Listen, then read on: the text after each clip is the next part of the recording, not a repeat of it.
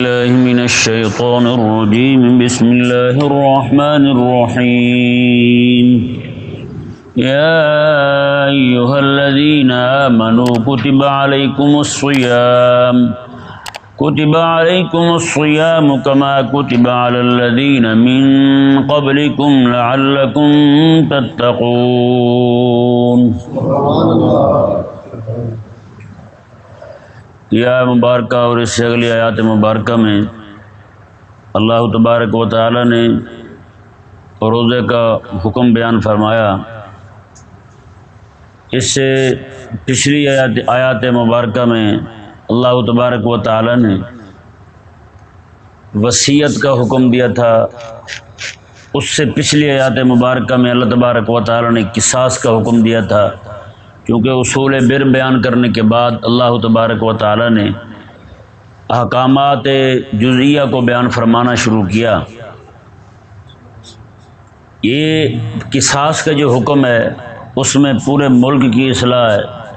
ایک بندہ قاتل کو قتل کر دیا جائے قصاصاً تو باقی لوگ بچ جائیں گے، پورے ملک میں انارکی نہیں پھیلے گی.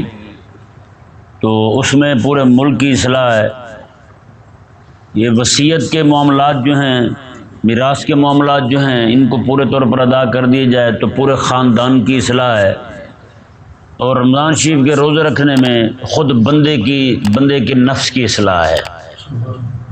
یہ ایک اسے اگر آپ دیکھیں، اللہ تبارک و تعالی نے ایک پورا نظام بیان فرمایا. ایک بندے کی اصلاح سے پورے خاندان کی اصلاح ہوتی ہے. جی، افراد سے خاندان بنتے ہیں، خاندان سے معاشرے بنتے ہیں، اور معاشرے سے ملک بنتا ہے، حکومت بنتی ہے. کہ نہیں سمجھ آیا مسئلہ؟ تو یہ اللہ تبارک و تعالی نے تینوں چیزیں، ان تینوں کی اصلاح کا طریقہ مبارکہ عطا فرمایا. فرد صحیح ہوگا تو معاشرہ صحیح ہوگا، معاشرہ صحیح ہوگا تو حکومت صحیح ہوگی. کہ نہیں سمجھ آیا مسئلہ؟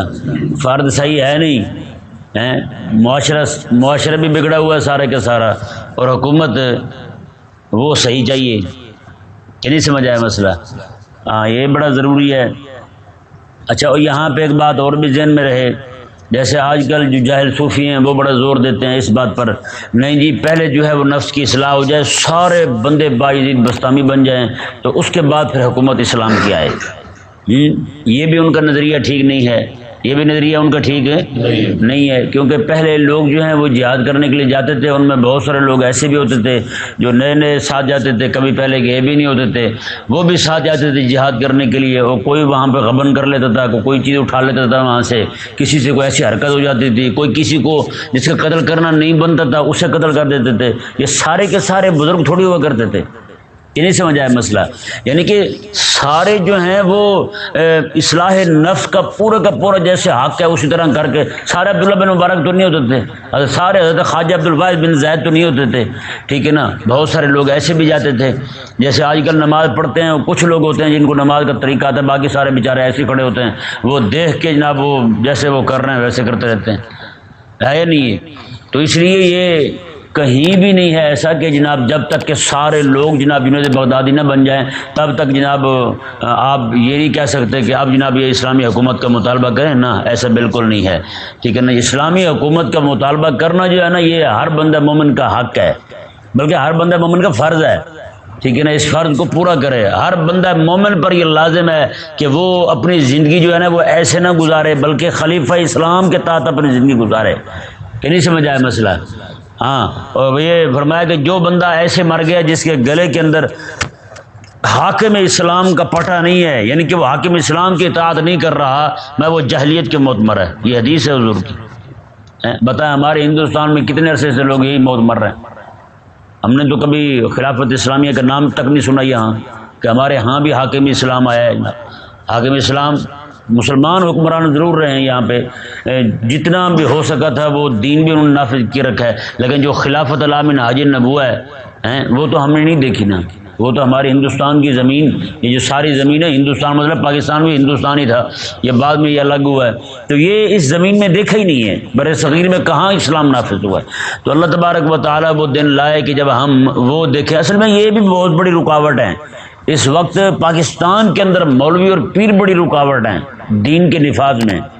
جی میں حقیقت کہہ رہا ہوں، کیونکہ ان کے اپنے مفادات ہیں. انہیں پتہ ہے جو آج نذرانے ہمارے پاس جمع ہوتے ہیں اور ہمارا اپنا ذاتی بیت المال ہے، اگر اسلام کی حکومت آ جاتی ہے تو یہ تو پھر اسلام کے بیت المال میں جائے گا.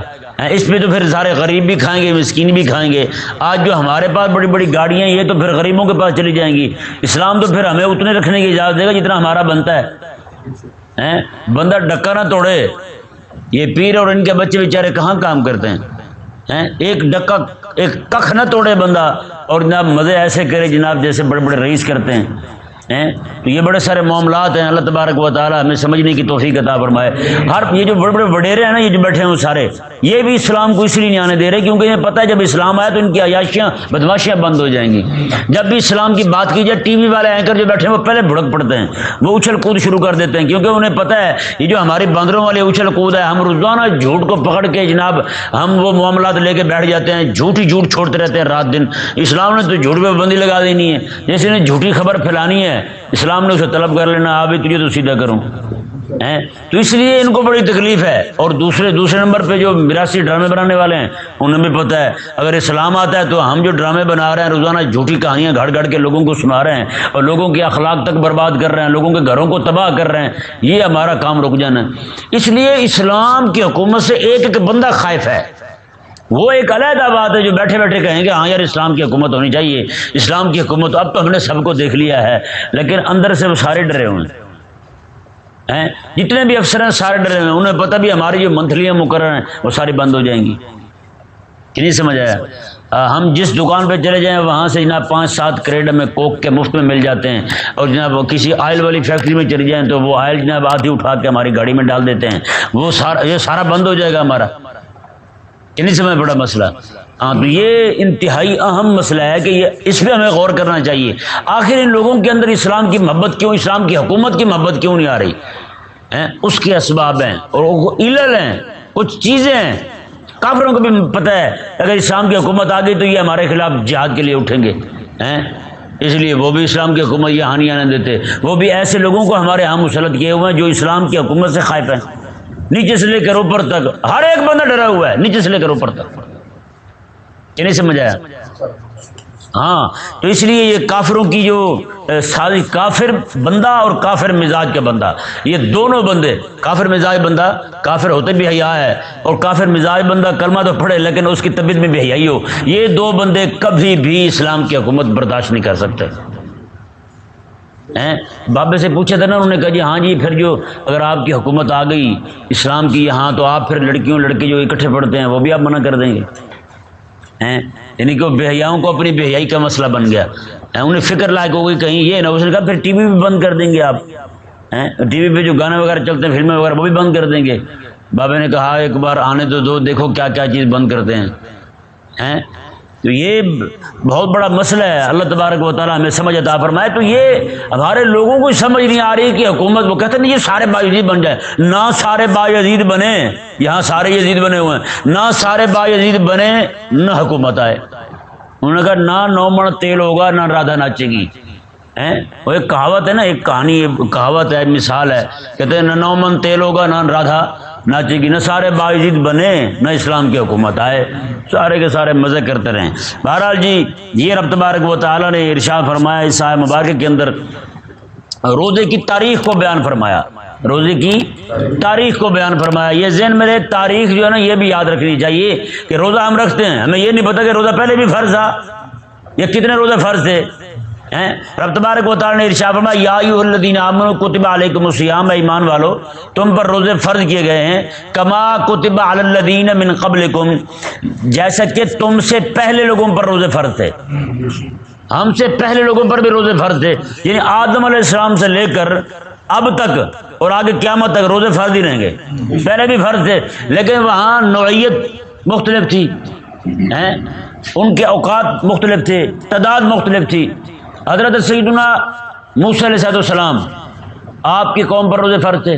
حضرت ایک روایت کے مطابق عیسیٰ علیہ السلام سے لے کر آقا علیہ السلام تک اور اس کے آگے سب پر 30 روزے فرض تھے. حضرت موسیٰ علیہ السلام اور ان کی شریعت میں روزے جو فرض تھے وہ ہر ہفتے کا روزہ فرض تھا، اور عاشورہ کا دن یہ ایک روزہ یہ فرض تھا، ٹھیک ہے نا، ایک روایت کے مطابق۔ دوسری روایت کے مطابق ان پر بھی پورے مہینے کے روزے فرض تھے، اور ساتھ یہ دو لوگ روزے الگ سے فرض تھے۔ جی حضرت سیدنا آدم علیہ السلام سے لے کر حضرت موسیٰ علیہ السلام تک، ان تک جو ہے وہ سارے سب پر روزے 3 دن کے روزے فرض تھے۔ کتنے دن کے روزے فرض تھے؟ یعنی آدم علیہ السلام اور ان کے بعد سارے کے سارے 3 دن کے روزے رکھا کرتے تھے۔ وہ 3 دن کے کون سے تھے؟ 13، 14، 15 ہر چاند کی 13، 14، 15 جو روزے ہم پر بھی رکھنے مستحب ہیں، جیسے عاشورہ کا روزہ ان پر فرض تھا، ہمارے لیے مستحب ہے روزہ رکھنا، لیکن ان کے روزے میں اور ہمارے روزے میں فرق تھا۔ لیکن انہوں نے خود روزے کا حلیہ بگاڑ لیا تھا۔ یہ یہود و نصارہ کہتے تھے روزہ وہ رکھنا ہے جس کے اندر پکی ہوئی چیز نہ کھانی پڑے، جس میں آگ کا اثر نہ ہو، اس کے علاوہ باقی ساری چیزیں کھا سکتے ہیں۔ جیسے ہندو جو ہیں ان میں بھی روزہ جو رکھتے تھے لوگ، وہ گاندھی جو تھا وہ بھی روزہ رکھتا تھا۔ روزہ کو روزہ تو نہیں کہہ سکتا اسے روزہ شرعی، وہ اسے برت کہتے تھے۔ کیا کہتے تھے؟ برت کہتے تھے۔ اور اس میں وہ صرف سیب کا جوس پی لیتا تھا جی، اور کچھ پھل کھا لیتا تھا، باقی کسی چیز کے قریب نہیں جاتا تھا، کہتے تھے بس یہی کافی ہے ہمارے لیے۔ جی یہ کون سا روزہ بھی بتائیں؟ جیسے یہود و نصارہ ان کا روزہ، اب تو خیر یہود و نصارہ بھی روزہ کو چھوڑ چکے ہیں، جس طرح باقی دین چھوڑ چکے ہیں اس طرح روزے کو بھی چھوڑ چکے ہیں۔ تو نعوذ باللہ ثم نعوذ باللہ من ذالک، یہ سور جو ہے اس ذلیل نے تو حد کر دی۔ اس نے کہا کہ یہودی اور نصرانی جو ہیں یہ اور مکے کے مشرک یہ روزہ رکھتے تھے اس لیے کہ اپنے اوپر ظلم کرتے تھے، اور یہ سمجھتے تھے پاگل کہ اس سے اللہ راضی ہوتا ہے۔ کہتے ہیں بتائیں بندہ بھوکا مرے رب راضی ہو جائے؟ کیا رب جو ہے یہ گوارا کر سکتا ہے کہ اس کے بندے بھوکا مرے؟ نعوذ باللہ من ذالک۔ کہتا جی یہ رب تبارک و تعالی جو ہے وہ ان چیزوں کو پسند نہیں کرتا کہ اس کے بندے بھوکے مرے۔ اور اس نے یہاں تک کیا دیا، اس نے کہا کہ یہ رسول اللہ علیہ السلام اور مسلمانوں نے جو روزہ رکھنا شروع کیا یہ وہاں کے مشرکوں کو دیکھ کے شروع کیا، مشرک روزہ رکھا کرتے تھے۔ کہتے ان کی پیروی میں یہ رب تبارک و تعالیٰ کا کوئی حکم نہیں ہے کہ تم جو ہے روزہ رکھو۔ جی یہ پیر نیچر جسے کہہ رہے ہیں آپ، نیچریوں کا پیر، لبرل سیکولر لوگوں کا پیر جو ہے، یعنی ہر چیز میں آسانی ایسی کر دی کہ رب تبارک و تعالیٰ کا کوئی بھی حکم جو ہے وہ اپنی اصل پر نہیں رہنے دیا اس نے۔ تو ان کی دیکھا دیکھی یہود و نصارہ کی کہ اس نے کہا کہ وہ لوگ روزہ رکھتے تھے تو انہوں نے بھی، کیونکہ آج یہود و نصارہ بھی روزہ چھوڑ چکے ہیں، تو اس نے کہا یہ جو مسلمان ہیں انہوں نے بھی ان کو دیکھ کے شروع کیا، مکہ کے مشرکوں کو، کہ جناب اس سے اللہ راضی ہوتا ہے۔ کہتے ہیں بتائیں خدا ان باتوں سے کیسے راضی ہوتا ہے؟ نہیں، اس نے کہا یہ تو رب تعالیٰ کو ناراض کرنے والی بات ہے روزہ رکھنا۔ جیسے آج ہمارے اسکولوں میں، کالجوں میں، یونیورسٹیوں میں اس کی اس طرح لمبی ساری داڑھی کے ساتھ تصویر لگی ہوتی ہے، اسے کہتے ہیں یہ قوم کا بڑا محسن ہے، اس نے یہی احسان کیا قوم کو، رب تبارک و تعالیٰ کے احکامات سے اعتماد ہی اٹھا گیا ہے۔ پہلے کوئی بھی بندہ یہ نہیں کہتا تھا رب تعالیٰ نے حکم دیا تو کیوں دیا ہے، رسول اللہ علیہ وسلم نے حکم دیا کیوں دیا ہے۔ ہر بندہ اپنے آپ کو رب تبارک و تعالیٰ اور اس کے رسول صلی اللہ علیہ وسلم کے حکم کا پابند سمجھتا تھا، لیکن جب سے یہ ذلیل آیا ہے اس نے لوگوں کے اندر ایسی نظریت داخل کی ہے، ایسا لبرلزم اور سیکولرزم کا زہر گھولا لوگوں کے ذہنوں میں، دماغوں میں۔ آج لڑکے پوچھتے ہیں رب تعالیٰ نے یہ حکم کیوں دیا تو وہ حکم کیوں دیا، ایسا کیوں ہے تو ویسا کیوں ہے، رب تعالیٰ کے احکامات پہ یہ اعتراضات ہو رہے ہیں۔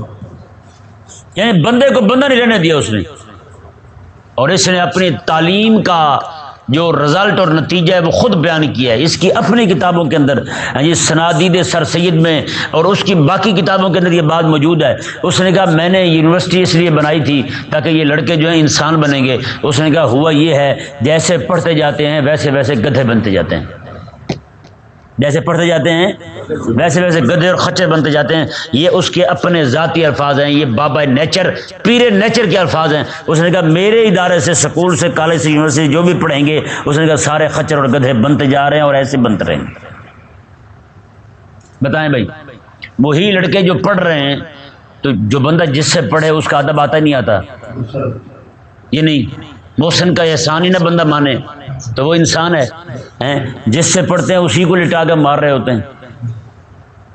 مجھے ایک لڑکے نے بتایا یہاں کوئی سکول ہے لیاقت فاؤنڈیشن، اس کا ماسٹر وہ بھی پرلے درجے کا ذلیل ہے، وہ بھی رب تعالیٰ کے احکامات کا مذاق اڑاتا ہے، بڑا جو اسے ہیڈ پمپ کہتے ہیں، کیا کہتے ہیں وہ جو ہے، اس کے سکول سے جو 10ویں کے لڑکے پڑھ کے گئے نا جی، تعلیم پوری ہو جاتی ہے جب بندے کی تو ادب آ جاتا ہے۔ استاد کا احترام آ جاتا ہے.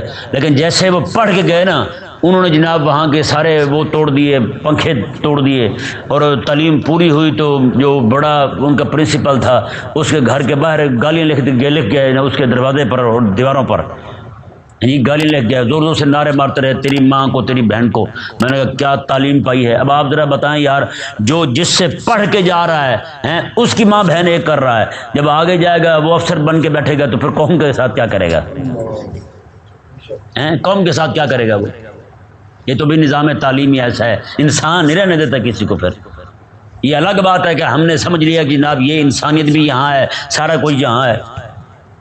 یہیں پہ یہ پنجاب یونیورسٹی کا واقعہ ہے، اخباروں میں چھپا تھا، یہ بہت پرانی بات ہے، یہ سن 2005-6 کی بات ہے. ایک جو پروفیسر تھا اس نے کسی بچے پر سختی کر دی، جی رات کے وقت جب سویا، صبح نہانے کے لیے گیا تو لڑکوں نے ایسی ضلالت کی کہ اس کی ٹینکی کے اندر کوئی گندا پاؤڈر ڈال دیا. وہ جیسے گیا نا نہانے کے لیے، وہ اور اس کی بیوی دونوں کے سارے بال ہی جھڑ گئے.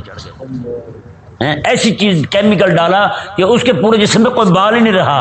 استاد اور ماسٹر اور ٹیچر دونوں گنجے ہو کے باہر کھڑے ہیں. بتائیں یہ کنہوں نے کیا ہے؟ اپنے شاگردان محترم نے کیا ہے، جو اس سے پڑھ رہے تھے انہوں نے یہ کیا ہے. آج پڑھ کے جب فارغ ہوتے ہیں اس دن جناب یہ کالجوں میں لڑکے، یونیورسٹیوں میں لڑکے، جس دن ان کا آخری سبق ہوگا نا اسی دن جناب ایک دوسرے پہ رنگ پھینک کے جناب وہ منا رہے ہوتے ہیں. ہندوؤں کی خاص رسم ہے، وہ منا رہے ہوتے ہیں، اور پورے جسم پہ جناب تحریریں لکھی ہوئی ہیں، پورے جسم پہ جناب تحریریں لکھی ہوئی ہیں، نام لکھے ہوئے ہیں، سارے ایک دوسرے کے وہ سائن کر رہے ہوتے ہیں. بتائیں یار یہ کون سی تعلیم ہے؟ پڑھتے جاتے ہیں پاگل کے بچے، الو کے پٹھے بنتے جاتے ہیں. یہ کون سی تعلیم پائی ہے؟ کبھی باپ نے بھی بیٹھ کے پوچھا اپنے بیٹے سے، بیٹے تو کیا پا رہا ہے وہاں، کیا پڑھ رہا ہے تو، کیا سیکھ رہا ہے تو؟ اور ایک عالم نے لکھا ہے، اس نے کہا کہ دیہاتی نے اپنے بیٹے کو انگریزی اسکول میں داخل کروا دیا. تو اس سے کسی نے پوچھا کہ آپ کا بیٹا اسکول پڑھتا ہے تو بتائیں تعلیم کتنی پہنچ گئی ہے اس کی. وہ بیچارہ دیہاتی بندہ تھا، سادہ تھا. اس نے کہا کھڑا ہو کے موتنے لگا ہے تو اتنے تک تو پہنچ گئی ہے، پتہ نہیں کہاں تک جاتی ہے تعلیم اس کی. اس نے کھڑا ہو کے پیشاب تو کر لیتا ہے، یہ پتہ نہیں آگے تعلیم کہاں تک جاتی ہے. بتائیں یار یہ ایسی ضلالت پھیلی ہے. آج ان کے کھڑا ہو کے پیشاب کرنے والوں کے لیے باقاعدہ جگہ بنی ہوئی ہے. آپ اسٹیشنوں پہ چلے جائیں، اڈوں پہ چلے جائیں، ایئرپورٹ پہ چلے جائیں، ہر جگہ جناب یہ کھڑے ہو کے پیشاب کر رہے ہوں گے، اور ادھر منہ اٹھا کے باتیں بھی کر رہے ہوں گے، اور کھڑے بھی سارے برابر میں ہوں گے. بتائیں گدھا بنایا یا نہیں بنایا اس تعلیم نے؟ تو اور پڑھائیں نا پھر بچوں کو. ادھر ہمیں تو تکلیف پڑتی ہے نا جناب، مدرسے میں بچہ پڑھ رہا ہے، کبھی آگے پوچھیں گے بھی نہیں یار ہمارا بچہ پڑھ رہا ہے، وہ کیا پڑھ رہا ہے کیا نہیں پڑھ رہا، کبھی خبر ہی نہیں لیں گے. بس کہتے ہیں ٹھیک ہے جی مولوی صاحب پہ ذمہ داری ڈال دی ہے، خود ہی نبھاتے رہیں. یہ تو شکر کریں اللہ تبارک و تعالیٰ نے علماء کے دل میں یہ آپ کے بچوں کے لیے اور آپ کے لیے ایک فکر ڈالی ہوئی ہے. حقیقت والی بات ہے، ان کے باپ بھی کبھی نہیں پوچھتے ہوں گے. میں روزانہ پوچھتا ہوں بچوں سے، ہاں بھی کس کس نے کیا سنایا ہے. روزانہ پوچھیں گے کسی بچے نے سبق ناغہ کیا ہو تو بتاؤ، منزل ناغہ کیا ہو تو سناؤ، بتاؤ. وہ باپ کبھی آئے نہیں ہمارے پاس پوچھنے کے لیے، ہاں جی ہمارا بیٹا کیسے پڑھ رہا ہے، کیا پڑھ رہا ہے. تو یہ سکول والے بھی اس طرح کرتے ہیں. ہاں جی وہ تو روزانہ پھٹیکیں ڈالتے رہتے ہیں. آج فلاں دن نے تو فلاں چیز پکا کے لے آؤ، فلاں دن نے تو فلاں چیز پکا کے لے آؤ، بنا کے وہاں پہ ماں بھی لائن میں لگی ہوئی ہے، باپ بھی لائن میں لگا ہوا ہے. بچے سکول پڑھ رہا ہے، 4-5 ہزار فیس بھی ہے، دے بھی رہے ہیں سارا کچھ، لائن میں پھر بھی لگے ہوئے ہیں. مہینے میں کئی بار بلا لیتے ہیں وہ. آج پیرنٹ میٹنگ ہے، آج فلانے کی اکیلی میٹنگ ہے، آج ماں اکیلی آ جائے، اس کا ابا اکیلا آ جائے، پہنچ رہے ہوتے ہیں سارے لائن بنا کے کھڑے ہوتے ہیں. اللہ تبارک و تعالی ہمیں سمجھ عطا فرمائے. رب تبارک و تعالی نے ارشاد فرمایا جی دیکھیں یہ روزہ فرض کیا ہے تم پر. روزہ کیوں فرض کیا ہے جی؟ رب تبارک و تعالی نے آگے حکمت بیان فرمائی، لعلکم تتقون، تاکہ تم پرہیزگار بن جاؤ، تاکہ تم پرہیزگار بن جاؤ. اللہ اکبر. ظاہری بات ہے 3 چیزیں جو ہے نا اصل چیزیں، 3 چیزیں نفسانی خواہشات میں، کھانا پینا اور جماع. کھانا پینا اور جماع، یہ 3 چیزیں جو ہیں اس کی طرف بندے کا نفس مائل ہوتا ہے. رب تبارک و تعالی نے یہی تینوں چیزیں بندے کو روک دی. مگر کہ رمضان شریف کے اندر صبح سے لے کر اس وقت تک ان تینوں چیزوں کے قریب نہ جائے، تینوں چیزوں کے قریب نہ جائے. اور ایسا بندہ نیک متقی پرہیزگار بن کے بیٹھا ہوتا ہے کہ حلال چیز، کھانا پینا اور جماع، یہ تینوں چیزیں حلال ہیں. حلال ہونے کے باوجود پاس بھی کوئی نہیں ہے، چیز بھی موجود ہے، اس کے باوجود نہیں کھا رہا. اس کے باوجود نہیں کھا رہا. یہ بندے کے نفس کو قابو کیا جا رہا ہے کہ مومن بندہ جو ہے اپنے نفس کو قابو میں رکھے کہ ایک وقت ہے رب کا اتنا حکم مانا کہ اس نے حلال سے رک گیا, جیسے رمضان گزرا پھر حرام میں پڑ گیا. میں نہ یہ بات ٹھیک نہیں ہے, یہ تیرے منہ پہ جچتی نہیں ہے کہ تو اس طرح کا کام کرے. رب تبارک و تعالی نے ارشاد فرمایا جی دیکھیں, اور مزے کی بات دیکھیں, حیران کن بات ہے وہ یہ ہے کہ یہ انسان جو ہے نا, یہ ایک روایت میں یہ الفاظ ہیں اکرم النخل فإنها عمتکم فإنها عمتکم, میں کہ تم کھجور کی عزت کرو, یہ تمہاری پھوپھی لگتی ہے. کھجور تمہاری کیا لگتی ہے؟ پھوپھی. ٹھیک ہے نا. وجہ یہ ہے اس کے پھوپھی کہنے کی, حضرت سیدنا آدم علیہ نبینا علیہ السلام کی جب تخلیق کی گئی, جو مٹی بچی تھی نا, اس مٹی سے رب تبارک و تعالی نے کھجور کو پیدا فرمایا ہیں. تو اس لیے یہ کیا لگتی ہے, ہماری پھوپھی لگتی ہے ہیں. تو سبحان اللہ, یہی وجہ ہے جب بندہ مومن جو ہے نا سارے دن کا بھوکا ہو, کریم آقا صلی اللہ علیہ وسلم نے ارشاد فرمایا کہ اس وقت جب روزہ کھولنے لگے نا تو سب سے پہلی چیز تمہارے پیٹ میں جائے وہ کھجور ہونی چاہیے. کیا ہونی چاہیے؟ کھجور ہونی چاہیے. تو فرمایا کیونکہ یہ اور کھجور اور انسان کا خمیر ایک ہے, خمیر ایک ہے. جیسے وہ خمیر آپس میں وہ جدائی ہوئی نا, آدم علیہ السلام بن گئے, یہ انسان چل پڑے, وہ کھجور بن گئی تو وہ چل پڑی. اور مزے کی بات دیکھیں, اسی کھجور کو رب تبارک و تعالی نے قرآن کریم میں شجر طیبہ قرار دیا ہے. پاک درخت ہے یہ, شجر طیبہ قرار دیا رب تبارک و تعالی نے قرآن کریم میں. اور آقا علیہ السلام نے بھی ایک بار ارشاد فرمایا تھا, آقا علیہ السلام میں ایک درخت ہے, اس کی مثال مومن جیسی ہے. مومن جیسی کیوں نہ ہو, مومن کی پھپھو جو لگی ہے, مومن کی پھوپھی جو لگی تو مومن جیسی ہونی ہے. پھوپھی بھتیجے جیسی ہوتی نا, یہ نہیں ہوتی. تو رب تبارک و تعالی نے اسی کھجور کو آقا علیہ السلام نے فرمایا کہ ایک درخت ہے, اس کی مثال مومن جیسی ہے. یعنی مطلب کیا ہے, فرمایا کہ وہ درخت جو ہے اس پہ خزاں نہیں آتی. کبھی آپ نے دیکھا کہ آپ جناب کھجور کے پتے گرے ہوئے ہیں, پتے گرتے ہیں اس کے, خزاں جتنی مرضی آتی رہے اس سے تو کچھ نہیں ہوتا. دھوپ جتنی مرضی پڑتی رہے اس کے پتے جو ہیں وہ تو نہیں جلتے, وہ تو ویسے کی ویسے کھڑی رہتی ہے. آقا علیہ السلام میں بندے مومن کی مثال ہی ایسی ہے, میں کہ جتنی مرضی آفتیں آ جائیں, جتنی مرضی فتنے آ جائیں, مومن بندہ اس کا ایمان کبھی ڈگمگاتا نہیں ہے. یہ ماہ مدینہ اپنی تجلی عطا کرے, یہ چاندنی تو پہر دو پہر کی ہے. انہوں نے کہا یہ جو ساری چمک دمک یہ نظر آ رہی ہے نا ساری انگریز کی ساری, اس نے کہا یہ 1-2 دن کی ہے. کہتے ہیں ہمارے لیے تاجدار مدینہ ہیں جو رب تبارک و تعالی کی طرف سے ہمارے لیے آفتاب و مہتاب اور 14ویں کے چاند بن کے ہیں, ہمارے لیے ان کا نور ہی کافی ہے. بس ہمارے لیے وہی کافی ہے, ہمیں کسی اور چیز کی ضرورت ہی نہیں ہے.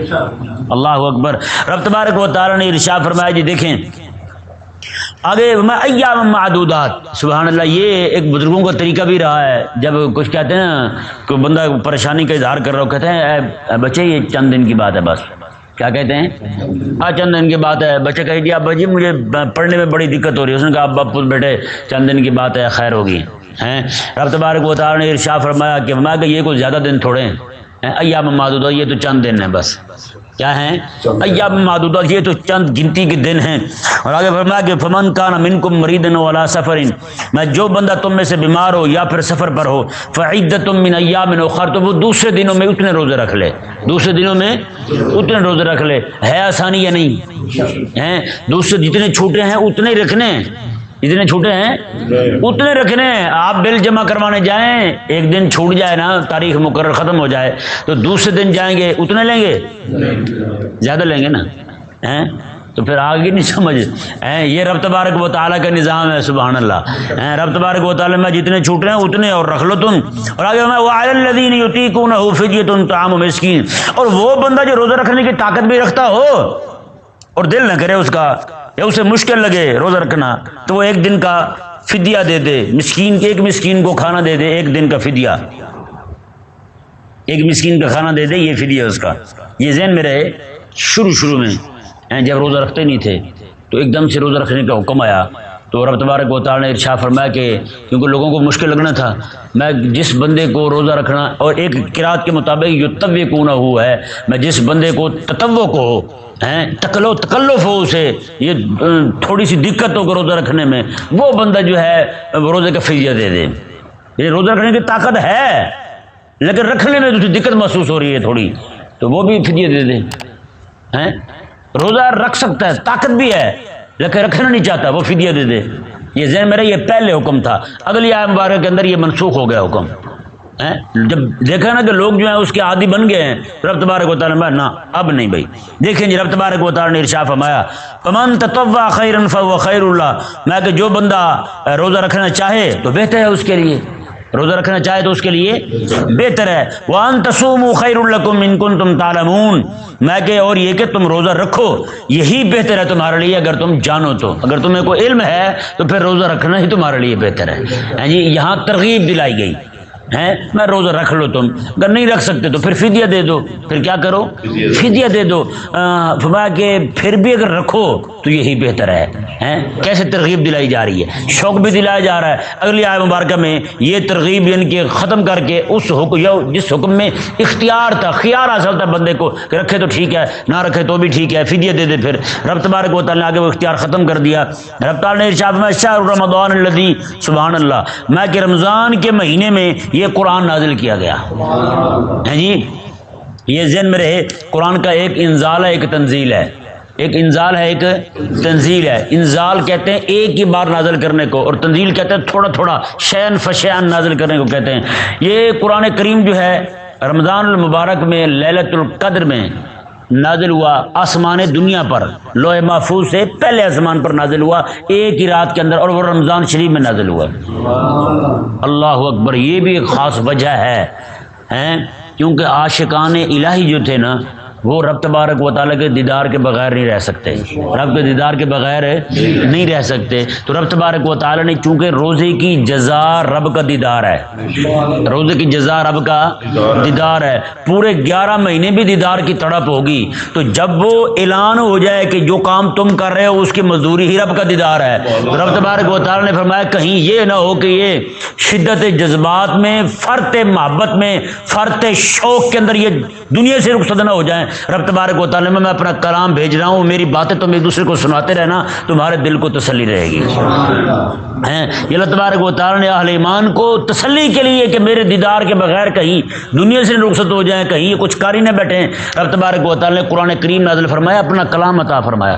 کیونکہ جس کے ساتھ بندے کو محبت ہوتی ہے اس کی باتیں کرتا رہتا ہے، رات دن اس کی باتیں کہتے ہیں جو فلاں ایسے جیسے بندے کے ہاں بچہ ہو نا چھوٹا سا، تو وہ جہاں بھی جائے گا اس کی باتیں سنائے گا.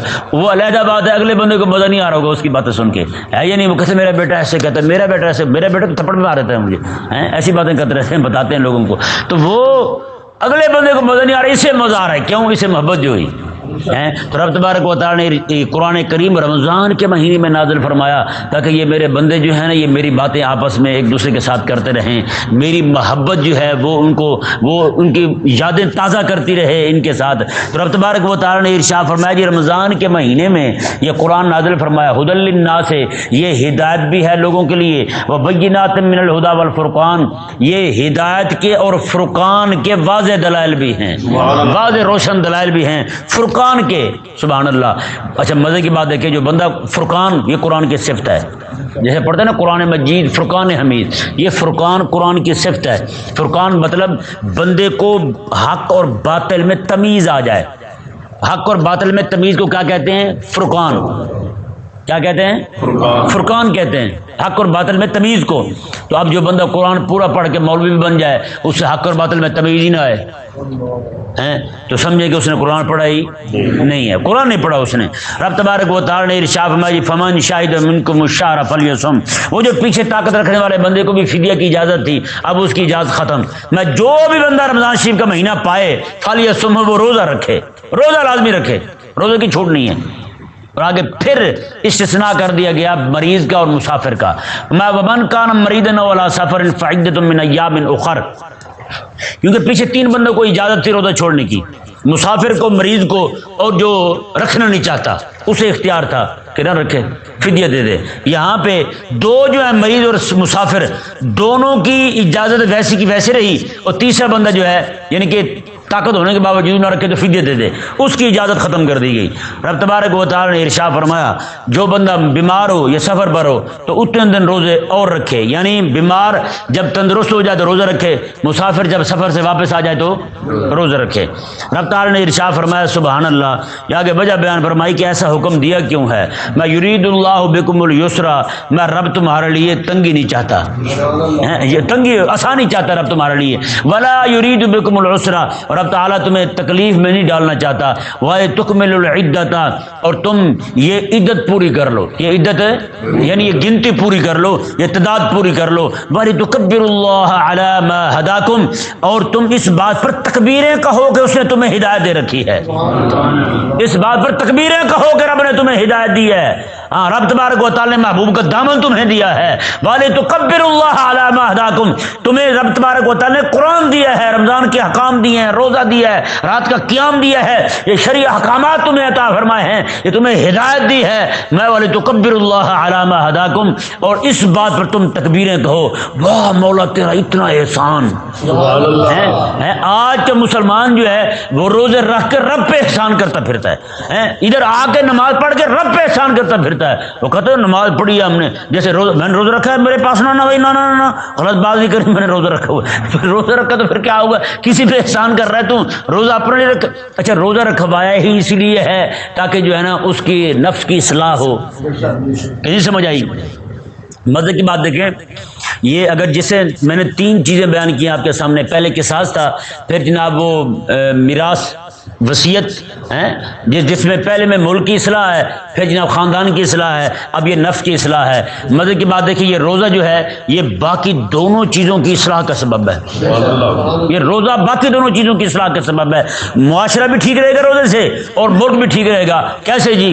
بندہ صبر کرے گا حلال سے رک کر تو بتائیں وہ وصیت کے معاملے میں گڑبڑ کرے گا، حرام کی طرف نہیں جائے گا۔ اچھا جب بندہ رمضان کا روزہ رکھ کے صبر کا وہ ایسے سمجھے سراپا بن جائے گا صبر کا تو بتائیں اس سے قتل ہوگا، پھر جب قتل نہیں ہوگا تو قصاص کی نوبت نہیں آئے گی۔ سبحان اللہ، یہ ایسا نظام دیا رب تبارک و تعالی ہے، نفس کی اصلاح سے پھر آگے ساری اصلاحیں ہوئی جا رہی ہیں۔ رب تبارک و تعالی نے ارشاد فرمایا وَلِتُكَبِّرُوا اللَّهَ عَلَى مَا هَدَاكُمْ، اور اس بات پر تم تکبیر کہو کہ میں نے تمہیں ہدایت دی ہے، وَلَعَلَّكُمْ تَشْكُرُونَ، اور یہ روزے بھی رکھو اور تکبیر بھی کہو، رہ گئے روزے ان کی گنتی پوری کرو، وَلَعَلَّكُمْ تَشْكُرُونَ، تاکہ تم شکر گزار بندے بن جاؤ۔